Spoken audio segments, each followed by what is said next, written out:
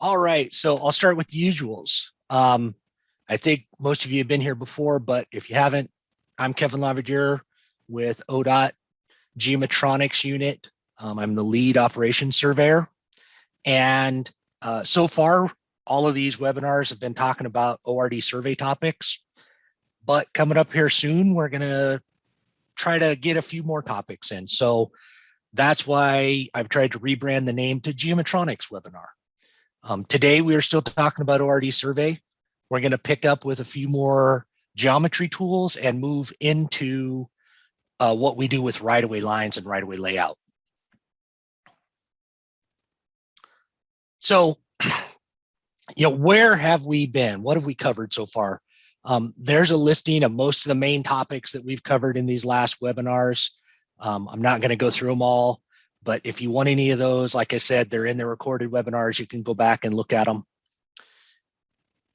So what's the plan for today? Well, today I want to do a little review, and then we're going to continue on with the ORD Geometry Tools. We're going to introduce some new tools, and tools mainly that we can use to create our right-of-way lines with.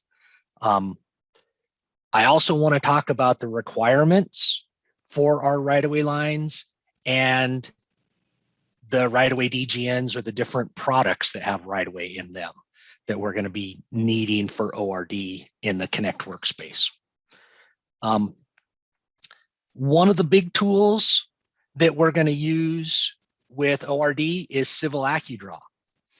And I want to talk about the difference between AccuDraw and Civil AccuDraw so that we can all have an understanding of that.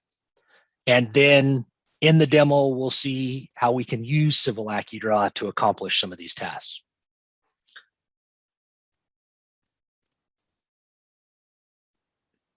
So for today's presentation, I decided to not go back and forth between PowerPoint and the demo.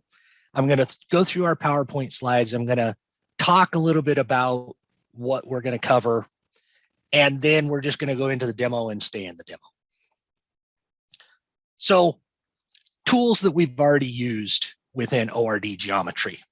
The first one, remember, was the lines and lines between points. That's how we create the tangents for our alignments. Then once we have our tangents created, we use the arcs. More specifically, we use arcs between elements, and then the spiral arc spiral allowed us to place that curve set between our tangents. And then once we had those pieces, the tangents, the spirals, the arcs, we use the complex geometry, complex by element, to join all of those together into one civil geometry. And then one of the last tools that we used was on the modify tool, and that was start station. So we could establish the starting station for our alignment. And then if our alignment has any equation stations, then you would use the add station equation tool. So those were the basic tools that we used to develop our alignment. So the new tools today that I want to cover are, the biggest one is going to be offsets and tapers. This is on the geometry menu. And there's three main tools underneath that dropdown that we're going to use. That is single offset of the entire element, single offset partial, and then variable offset taper. We're not going to use the ratio offset taper. That would be a tool that's more for design, where they have a certain rate of taper that's required for, say, a lane ending or a guardrail flare. With right-of-way, we are always working with distance offsets. So the variable offset is going to be the tool that works for us. Another tool that I want to show is Geometry Point, and it's on the point menu, and it's point. So Geometry Point. And that will be so we can place calculated points if in your workflow you like to use points to already have the calculated points for creation of elements and then also for the availability to upload to a field file for the crew. And then the last big tool is, of course, Civil AccuDraw. That's under your Civil toggles with Civil AccuDraw. And that's a very powerful tool, and it can be a little daunting when you first use it. A lot of times things don't work the way you think they should. But once you get used to it, it's very, very helpful. So before we get to the demo, let's talk about what the requirements are for these right-of-way lines. And then in association, basically, what are the requirements for the DGN that we're going to store these in? Pretty basic, but I still want to say it, our right-of-way lines must be constructed relative to the alignment. All of our right-of-way existing is purchased off of alignments in 99% of the cases, and new right-of-way is purchased relative to the alignment. So when we construct these, we need to use tools that construct them relative to the alignment. Another pretty basic one is we want our lines in the drawing to follow the standards. That being, existing right-of-way is on a certain level, it's a certain style, existing easements are a certain style, proposed easements are a different style on a different level. So we want all of those standards. And right-of-way lines will need to be civil features. They need to be civil features because there are downstream uses in products that other disciplines are going to produce that will need to take advantage of the tools that ORD has. And some of those tools require that the right-of-way be a civil feature. An example of that is when you display the right-of-way lines in a cross-section. With the automation of ORD, when it cuts the cross-section, if we have the right-of-way lines created as civil features and then we generate a profile for them, then a tag will show up on the cross-section. And that's very important because then it can help the designers visualize where the right-of-way impacts are going to be. Now, I don't want to spend a lot of time on this, but I just wanted to point out that when we were in En-ROADS, the prior system, we actually were not fully using the proper tools because we're creating graphical offsets of the alignment. It's what we've done for a long time. It does work, but it doesn't use all of the features. And I'll demonstrate why we don't want to do that with ORD.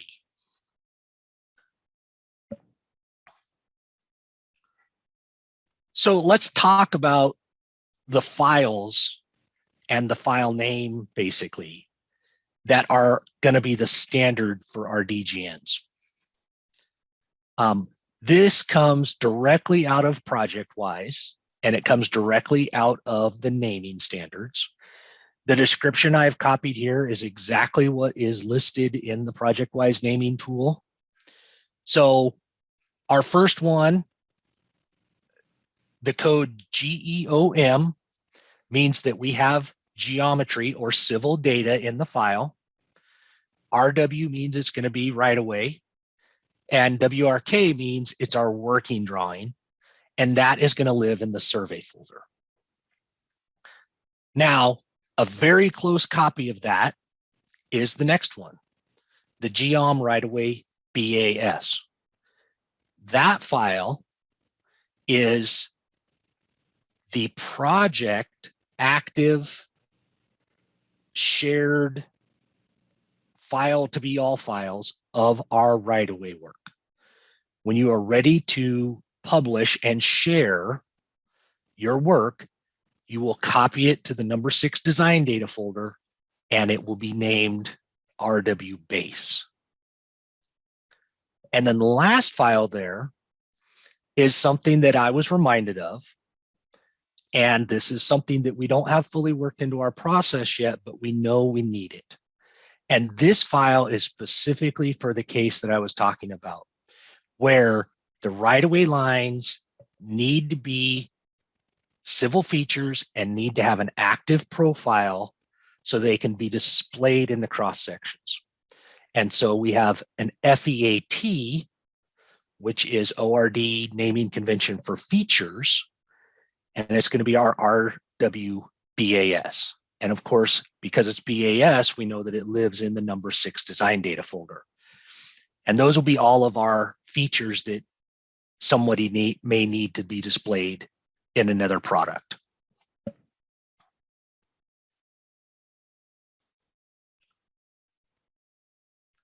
So the last main part of the slides here is let's talk a little bit about AccuDraws and what are the differences. So AccuDraw is a microstation tool, and it works the same as we had in V8i, but a few of the shortcuts have changed. And it looks like that.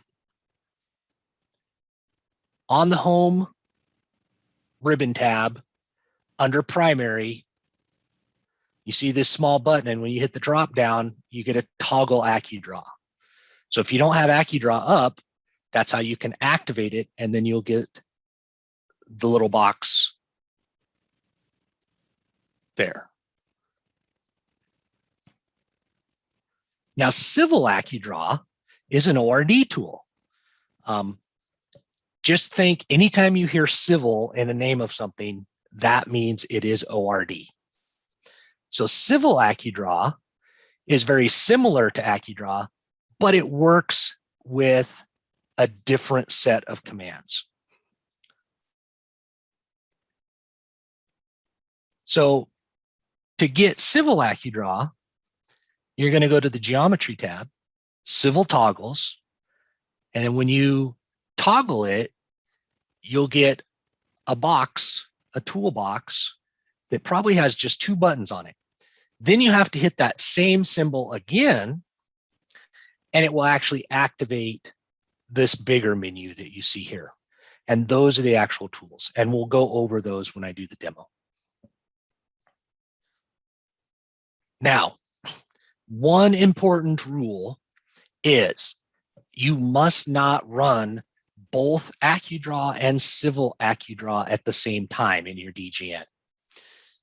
Remember, when you have a drawing open with ORD, ORD is running essentially with all of the microstation commands in the background. So in ORD, you can use both AccuDraw and Civil AccuDraw. Whereas if you're only in microstation, you only get AccuDraw. You can't interact with the civil objects. But because they're similar, if you run them both at the same time, they can conflict with each other, which is kind of like crossing the streams in the old movies Ghostbusters. And there I'm dating myself.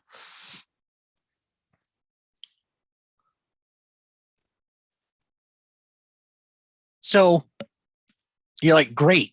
What does it do though? Well, these different tools or different commands that Civil AccuDraw has are the ones that we need to use to place objects relative to an alignment by station and offset, or in generic civil geometry.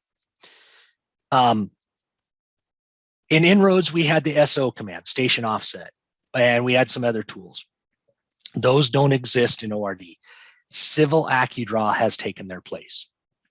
So as you can see in my screen capture here, I've got Civil AccuDraw up. I'm drawing a line, and I've snapped to one that's already in my drawing, and it's actively reading. I'm at station 196 plus 00 and at 70 feet left. That is where I'm at. So you can use them as key ends, or in this case, when you snap to something, it will tell you where you're at. But remember, ORD is going to use the rules. So if I snap to that, then that means what I've just drawn is going to be ruled by the end of that line.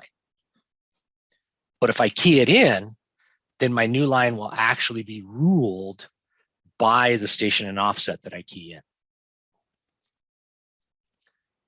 Now, this is great. You know, you need to use Civil AccuDraw if you're constructing civil features, you know, and you want the option for different input and control of those options when drafting, like by station offset. But it doesn't have to be used just with civil objects when you're creating them. Civil AccuDraw will work with all microstation commands so that you can place simple graphics relative to your civil object. So I can draw a line or I can input a cell at a station and offset. It's not just for civil objects when they're created them. Any questions up to this point before we start the demo? Hearing none. So, a couple of things I wanted to start with is a reminder of what we've got. I am going to use the alignment that we had before in the last geometry one that I was working with. And remember, this is an area out in Central Oregon, Deep Creek.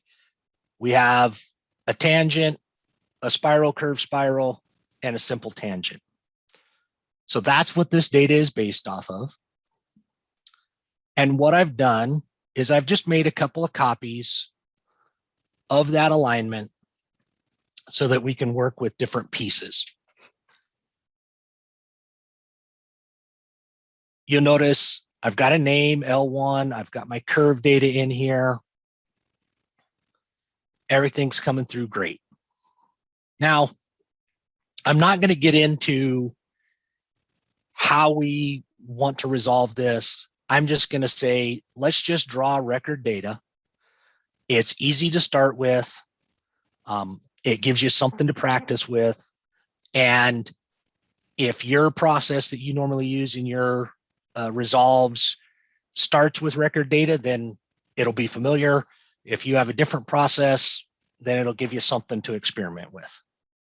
So the first thing we want to do is let's talk about the feature definition. We want everything that we draft here to be a civil object. So that means it's best to have a feature definition. And when we go to set our feature definition, actually, let's make this a little easier. Let's pull this toolbar off of there. If I can grab a hold of it. Got too many menu options. There we go. So we want to set our feature definition. Now, last time we talked about the alignment feature definitions, but we also have another grouping here called linear. So this is an important thing to remember, is all of this is civil geometry. Civil geometry includes both these linear features and alignment features. The only difference is that when we select an alignment feature, it has more preferences or more settings already set to display the annotation, all of the labels, all of the tick marks. So if I set a linear, I'm still creating civil geometry. I'm just not going to get all of the extra additional annotations. So there's a lot of linear feature definitions. Obviously, all of our topographic mapping, our EPs, our curves. But what we're interested in here are what are our right-of-way features. And this is an area that you might see expand as we develop the workflow a little bit more. We might need some more feature definitions to really isolate or work with the objects that we need to create. But for this example, I'm going to choose right-of-way existing. I'm going to lock my feature definition on. And then I'm going to start by just creating a simple offset right away. I'm going to come to my horizontal menu in the geometry tab. I'm going to choose single offset for entire element. Now it's going to ask me to locate that element. So I'm going to locate my alignment. Now it's going to say, what do I want to do? What offset do I want? Well, the command we chose was single offset for the entire element. So it is going to look at that entire alignment and make it all a single offset. Great. Let's say we've got a 30-foot right-of-way width. So I'm going to enter 30. I'm going to tab because that enters the value and locks it. Notice the little lock symbol on my cursor there. And I'm going to data point to create that. Now, here's one of the advantages. Let's say I've got an even 60 feet of right of way, 30 and 30. Right here, I can use the down arrow on my keyboard and change that to yes for mirror, data point again, and it's going to create my other right of way line at the same time with the same offset. So now if we go look at it, we notice that we have one entire piece of civil geometry for that right-of-way line. And it includes the spirals and the curve set.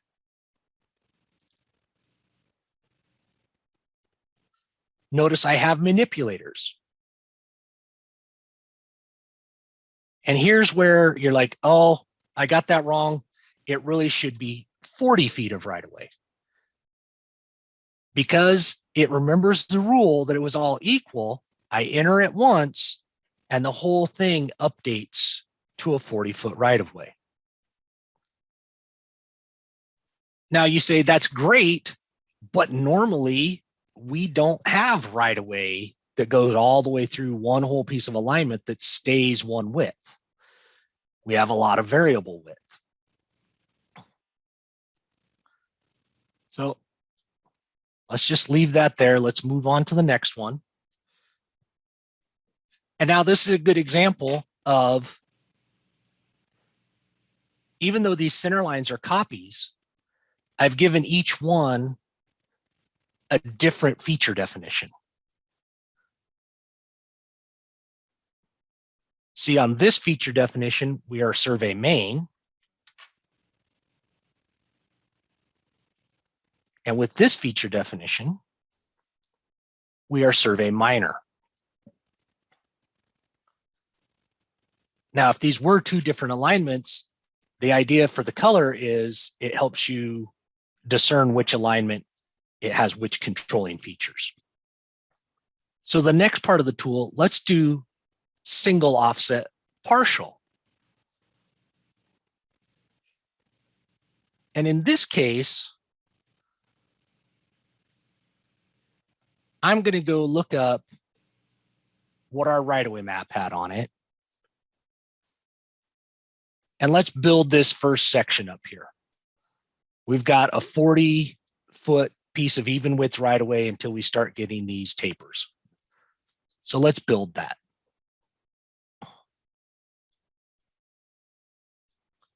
So once again, it's going to ask me to locate my alignment. And then it's going to ask me, what is my offset? Well, I know I want 40 feet.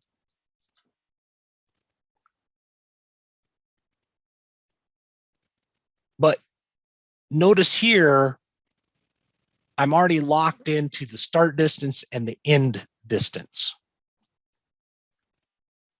I'm going to unlock those so that I can make sure. And now you can see how the tool is going to interact with me as I figure out what I want to do. So if I right arrow, it's going to take me to start distance.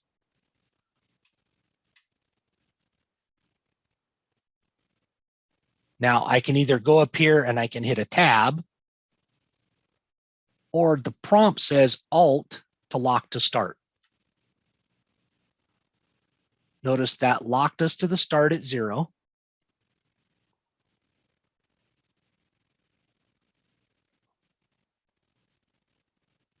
I accept that, and now it's going to ask me for the end. So I'm going to go down here and I'm going to key in station 15 plus 00. I'm going to hit a tab so that it locks that station in. And now notice my cursor does not move. I data point to accept. I'll mirror it one more time. And now we've created a partial for this station and offset.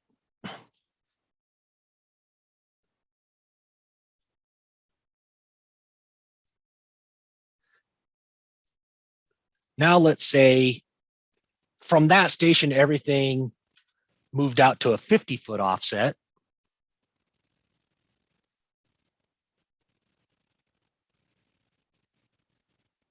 I need to locate my element.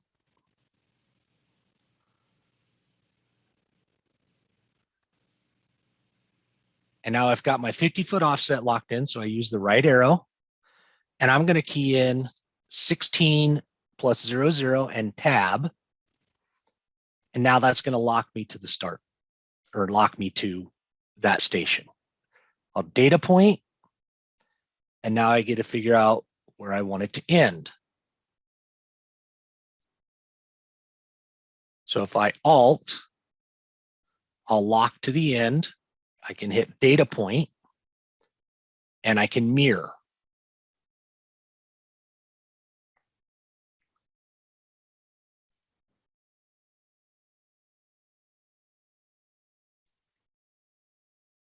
So now you can see we've actually got 4 pieces of right-of-way. They are civil objects, but they're not connected because we have this transition in here. But they're ruled, and I can create this transition in a couple of different ways.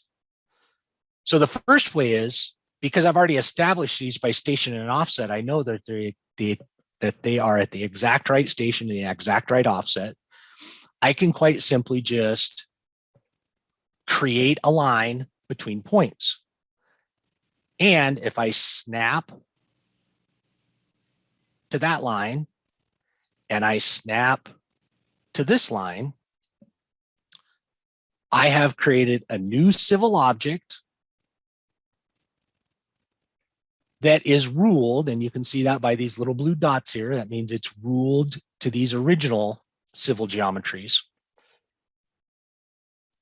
So now, if I were to change this to 60 feet, oops.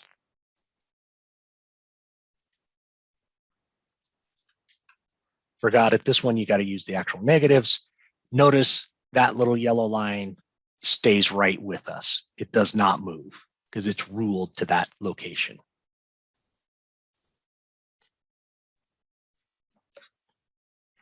On the other side, what we could do is use the third tool off of offsets and tapers, and that's offset taper variable.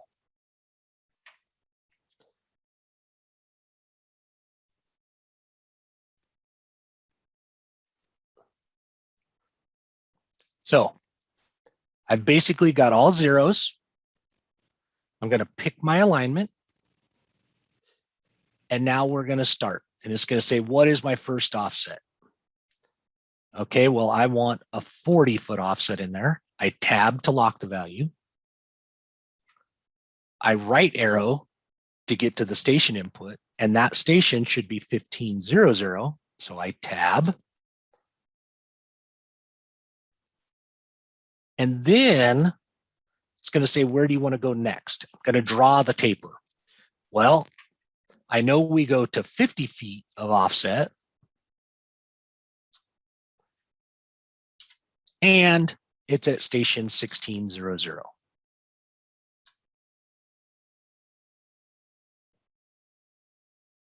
So now if I data point, I do not need to mirror this. So I say no. And the command is complete and it's ready to start again.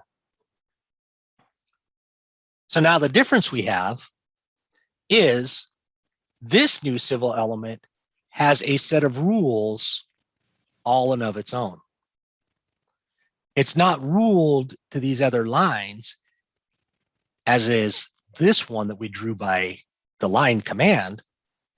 It's actually ruled by station and offset.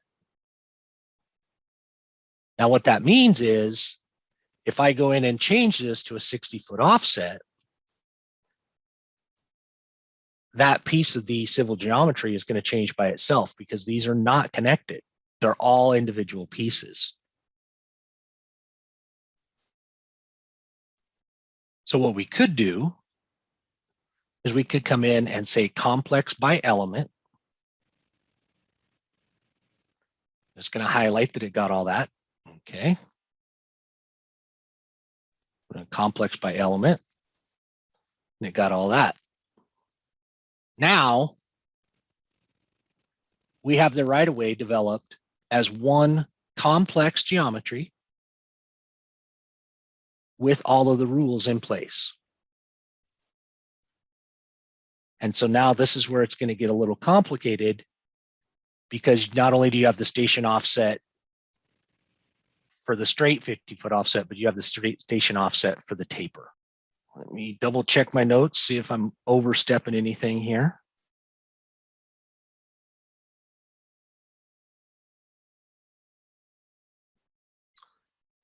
So the last thing that I kind of want to show with this offset and tapers tool is a piece of critical understanding. And we're just going to show that with the single offset for the element. Now, if I offset this, let's do one at 50 feet. We have an option box in here to say use spiral transitions. And that sounds like that would be a good thing because we use spirals. I've got a spiral in front of me. So naturally you would say, yes, I want to use spirals.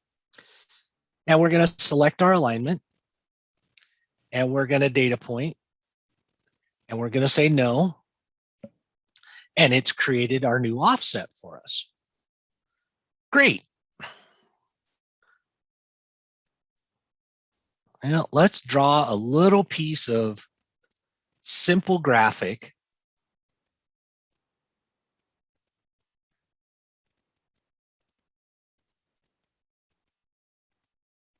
Just so we can zoom in real close and see.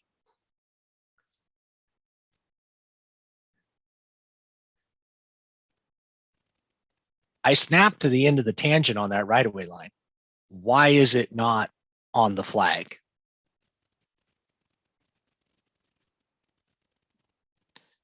If I measure that distance,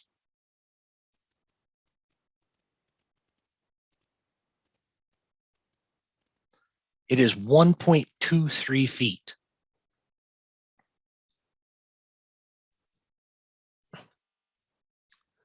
So what is happening?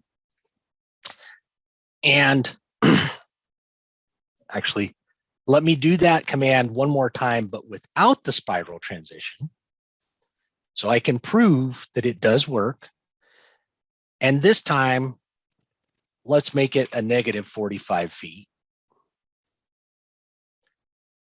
So it'll be just a little different.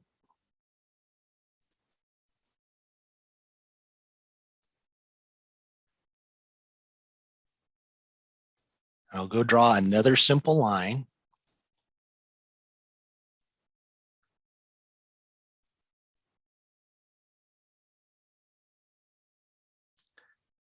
And you can see now that hits the intersect point.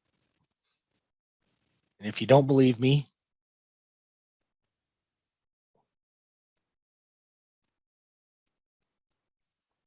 zeros. And if we look on the other end of the spiral where we go into the simple curve, same thing. So do not check that box that says use spiral transitions, because what it is doing is it is actually creating a true mathematical clothoid spiral for the offset location. And that is not how we define our right-of-way. Our right-of-way is always an offset of center line, which means when you offset that spiral, you do not get the true mathematical spiral anymore. And one way to see this is if you dig into your alignment or your geometry here. So I'm on the closer one, which was the one we did not create spirals with. And if I choose this element that's a B-spline curve, notice that my first spiral here highlights differently. So that is a B-spline curve. Remember, that's what we're used to having when we used graphical offsets, because a B-spline curve is just a whole bunch of segments that's going to fit between the PS in this case and the PSC. If we select the other right-of-way line, which was created with the used spiral, notice we actually have clothoid spirals, which means that is a true mathematical calculation given the radius of this simple curve in the center and the tangent direction. It has created a new spiral computation and basically lengthened or shortened the pieces as necessary to create a true mathematical object.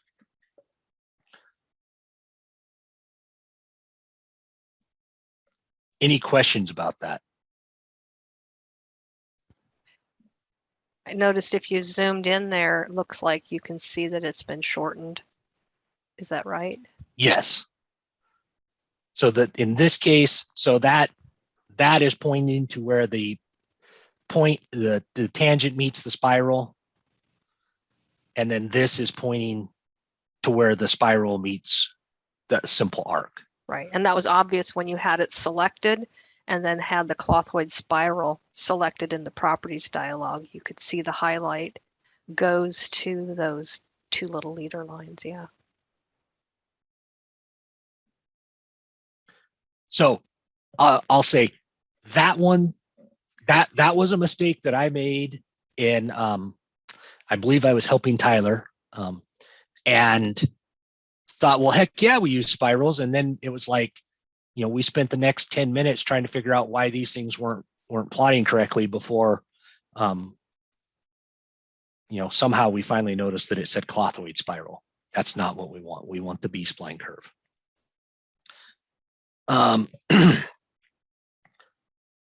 So that was the example of using all of the different options with offsets and tapers. I'm not going to take the time to run through the full derivation of our existing right-of-way from this example, but what I wanted to show you is, you know, I've used those tools and I've made all of these pieces and they're all connected together. I've got one, I won't call it an alignment because it's a civil geometry. So I've showed you how to do all of this with the offset and the offset taper tool. I also need to show you civil AccuDraw. But before we talk a lot about civil AccuDraw, I want to cover again, you know, really what's the difference between having a civil feature for our right-of-way lines, and what's the difference from having a simple graphic. Obviously, I can draw lines in here with different tools. I can draw them as simple graphic lines.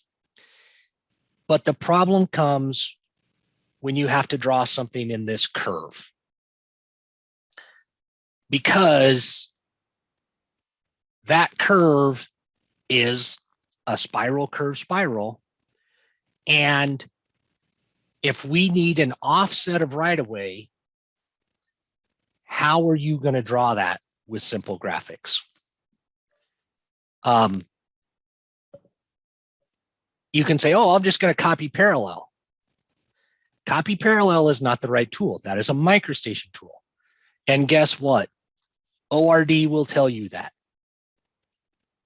So what that means is you have to use the ORD tool, offsets and tapers. You have to offset your curve set. And then essentially you have to drop it or remove the rules from it and remove the civil data to make it back into a simple graphic. So that's actually one extra step. If you left them as civil features, you wouldn't have to do that step. We have to use the civil tools to create the offsets. So there's one of the arguments for why right-of-way needs to be a civil feature. The other argument is we do have other workflows with the other disciplines that are going to use our graphics. And then the final argument is we still don't know all of the features and all of the possibilities. So if we make them civil objects, we can use them for other purposes in our own workflows.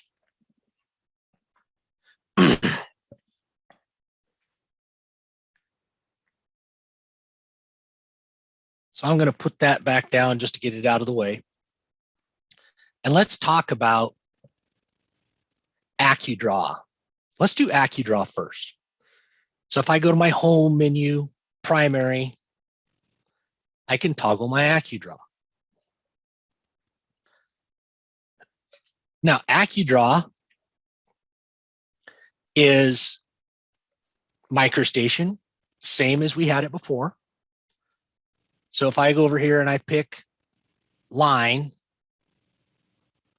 and I start drawing something, AccuDraw works for me. Well, what if I want bearings and distances? Here's one of the shortcuts that's changed.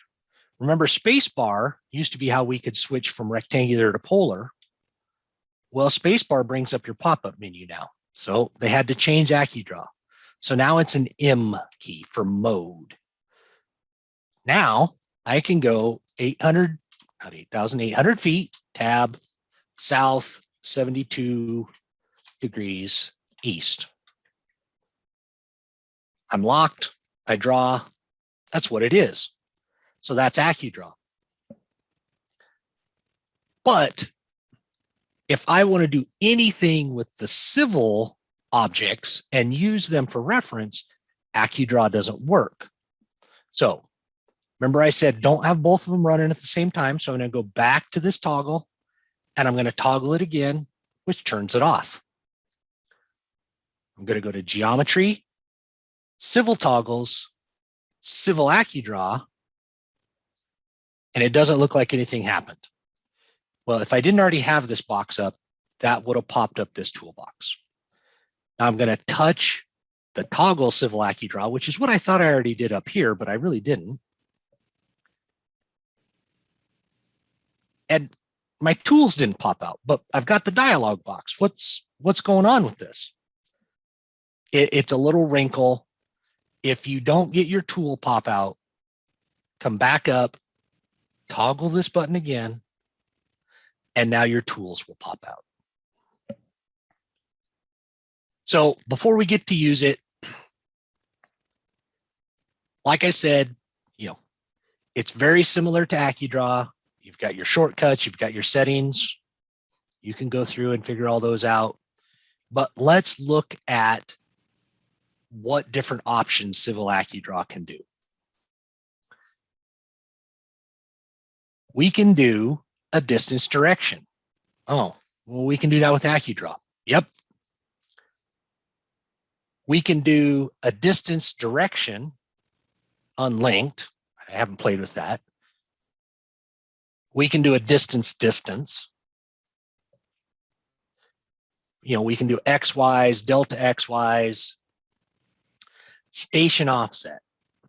That's going to be the one that you're going to use mostly. Now, remember, AccuDraw stays up kind of all the time. I am used to using that in MicroStation. Civil AccuDraw does not stay up unless you're in a command to actually draft or construct something. So it can either be a command for a civil feature, or it can be a command for a dumb simple feature. Either way. But we've also got a problem here. And that is, it wants me to put a station in. So if I say 500 and I say 55 feet and I data point, well, wait a minute, it didn't do anything. I don't have a reference. I have to choose a reference alignment. And this is where it's hard because I need to key in an O. So I key in the O, and now it says select my reference. Okay. Now notice I have a running set of those white dashed lines. It's showing me where my perpendicular is, and it's showing me what my offset is relative to my reference, which is that center line. Now I can key in 190 tab, 55 tab. It's locked, but you have to move the mouse just a little bit, and then it will actually snap to that chosen station and offset. And now I've drawn a line there.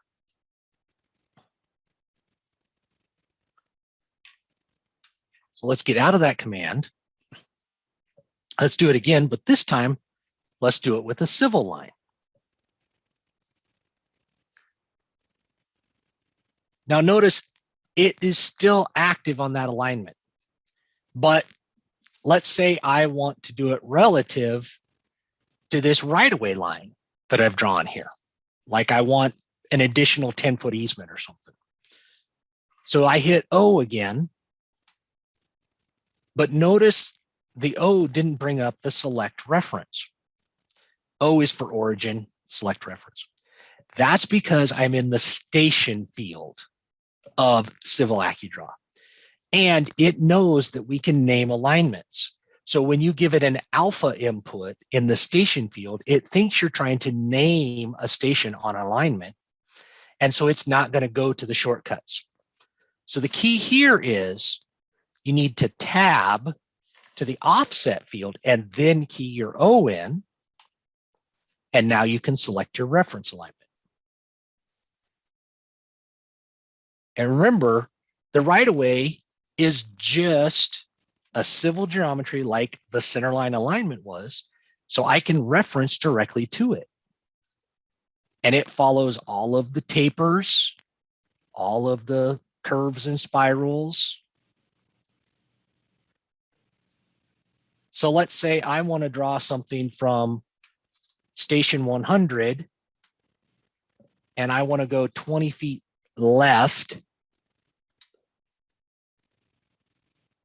I data point and I want to go up to station 500 and I want to go 50 feet left.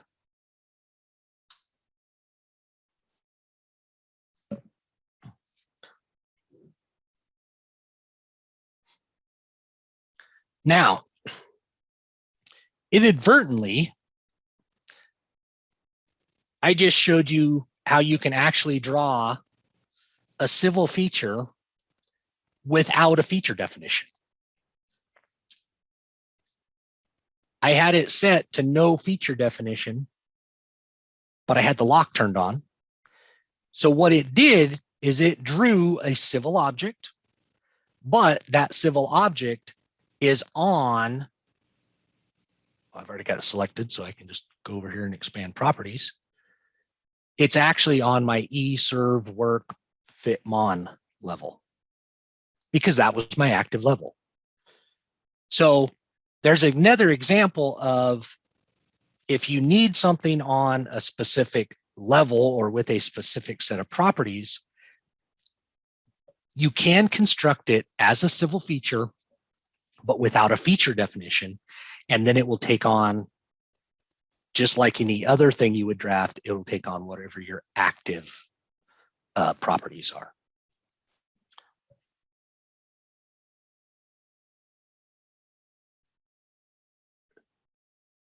So, oh, point. That was the other thing that we were going to look at. So I know a lot of you like to calculate these points and then use them for drafting and whatnot. So let's do these two right-of-way points here. So I'm going to choose my command first, and I'm going to choose point. And now what I need to set is what sort of a point is it going to be? Right now we have a right-of-way calc point and we have a survey calc point. I'm just going to leave it on right-of-way calc point for now. And because I've already got AccuDraw up, I can key in. Oh, that's right. I've got the wrong alignment. So remember, I need to tab. I know why. I lost focus. There we go. Tab O, select my center line. And now I can key in 195. And I believe this was at 50, tab. And I think that is a negative 50 offset. Am I right?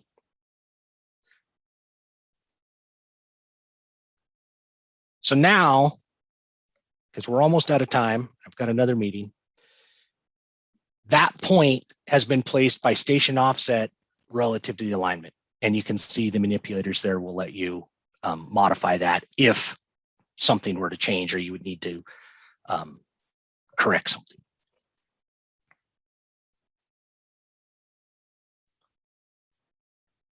And also, so my last note to myself here is sometimes, depending on what civil command you're completing, the station offset can get in the way. Civil AccuDraw gets in your way. So if you ever need it out of the way, you just hit this little toggle again, and that will deactivate it. And now you're back to just using, now I can use the input for drawing a line. Whereas if Civil AccuDraw were up, it would want me to draw that line relative to something else. So if I want a 500-foot line here at a specific direction, you know, I don't want Civil AccuDraw in the way. And with that, I'm going to stop the demo, ask for questions. Okay, I'll look at my questions. The first one is, for station equations, are we still putting a letter in front of it? Yes. Whenever you create a station equation for an alignment, you must have a letter in front of the station equation.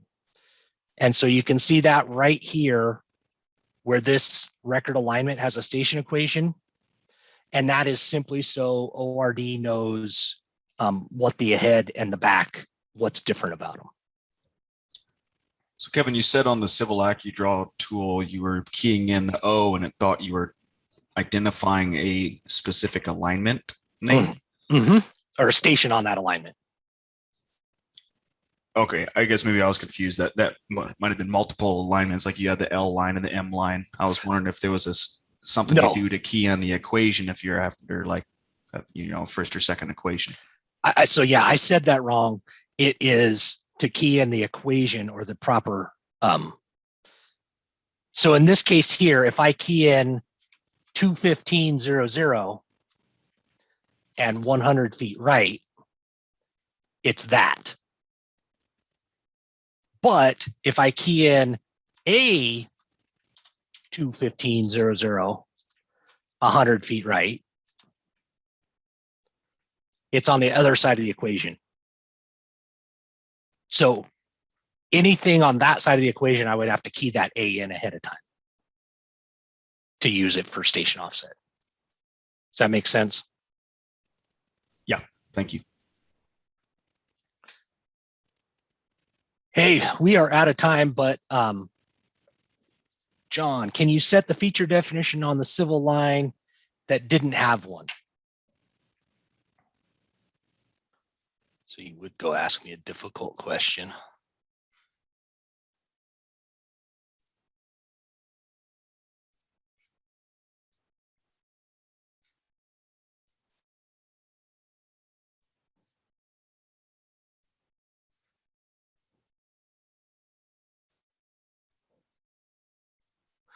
Yes, you can. Thank you. I knew it Yeah. was difficult, Kevin, just so you could show it, change it. I know. So what I will close with is something that I thought of earlier when I was talking with somebody else earlier today. And that is, yeah, a lot of this looks different than what we had in inroads. And some of it is different. But at the heart of it, it's a lot of the same stuff. It's just we have to get used to where the tools are now, and maybe they call the tools something different. So don't get too, as people tell me, wound around the axle. I get into that quite a bit. So just give it a chance, and don't be afraid to get in there, play with it a little bit, and see how the tools are working for you. And then you'll find out what's kind of right.